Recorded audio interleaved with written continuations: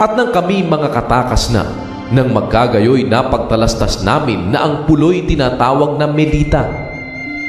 At pinagpakitaan kami ng hindi karaniwang kagandahang loob ng mga barbaro, sapagkat sila'y nagsiga at tinanggap kaming lahat dahil sa ulan niyaon at dahil sa ginaw.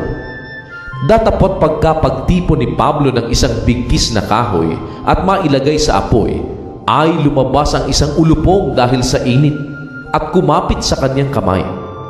At nang makita ng mga barbaro ang makamandag na hayop na nakabitin sa kanyang kamay, ay nagsabi ang isa sa iba, "Walang salang mamamatay tao ang taong ito, na bagamat siya'y nakatakas sa dagat, gayon may hindi siya pinabayaang mabuhay ng katarungan.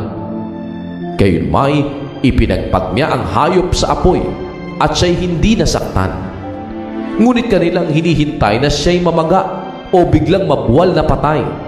Datapwat ng maluwat na silang makapaghintay at makitang walang nangyari sa kanyang anuman, ay nangagbago sila ng akala at nangagsabing, siya'y isang Diyos." At sa mga kalapit ng dakong yaoy may mga lupain ang pangulo sa pulong yaon na nagngangalang Publio, na tumanggap sa amin at nagkupkup sa aming 3 araw na may kagandahang loob.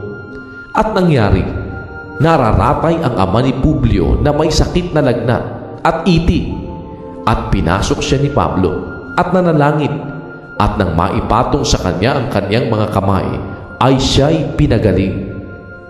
At nang magawa na ito, ay nagsiparoon naman ang mga ibang may sakit sa pulo, at pawang pinagaling.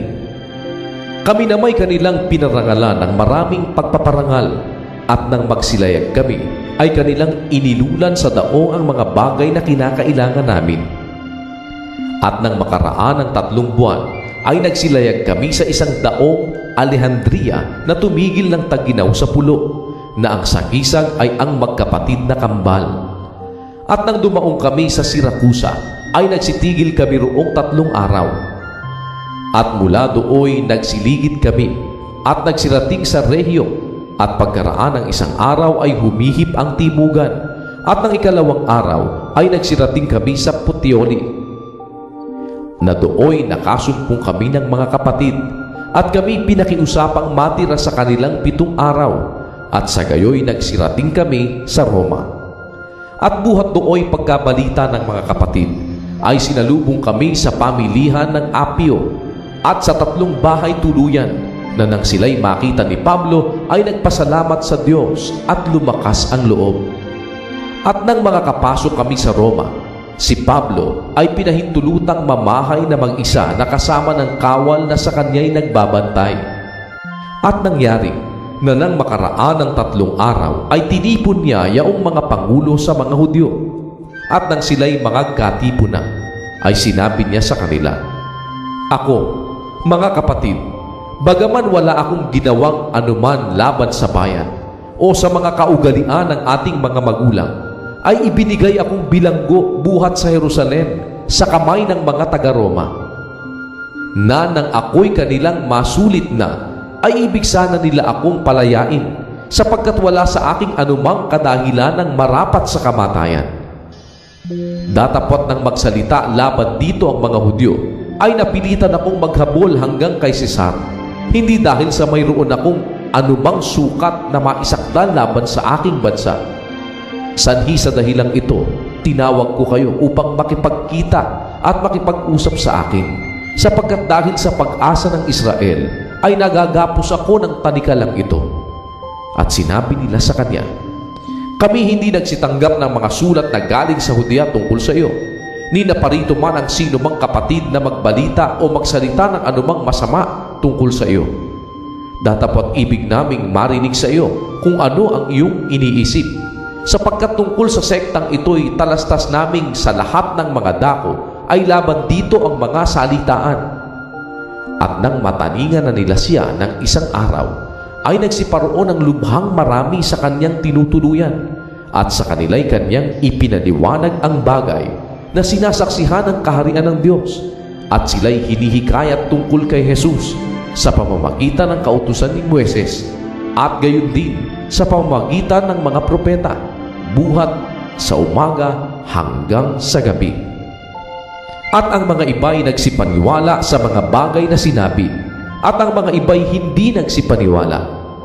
At nang sila'y hindi mangagkaisa, ay nangagsialis pagkasabi ni Pablo ng isang salita. Mabuti ang pagkasalita ng Espiritu Santo sa pamamagitan ng propeta Isaias sa inyong mga magulang, na sinasabi, pumaroon ka sa bayang ito at sabihin mo, sa pakikinig ay inyong mapapakinggan, at sa anumang paraay hindi ninyo mapag-uunawa, at sa pagtingin ay inyong makikita, at sa anumang paraay hindi ninyo mamamalas. Sapagkat kumapal ang puso ng bayang ito, at mahirap na makarinig ang kanilang mga tainga, at kanilang ipinikit ang kanilang mga mata. Baka sila'y makakakita ng kanilang mga mata, at mga karinig ng kanilang mga tainga, at mga kaunawa ng kanilang puso, at muling magbalik loob, at sila'y aking pagalingin. Maging hayag nawa sa inyo na ang kaligtasang ito ng Diyos ay ipinadala sa mga hintil. Sila'y makikinig naman. At nang masabi na niya ang mga salitang ito'y nagsialis ang mga Hudyo, at sila'y nangagtatalong mainam.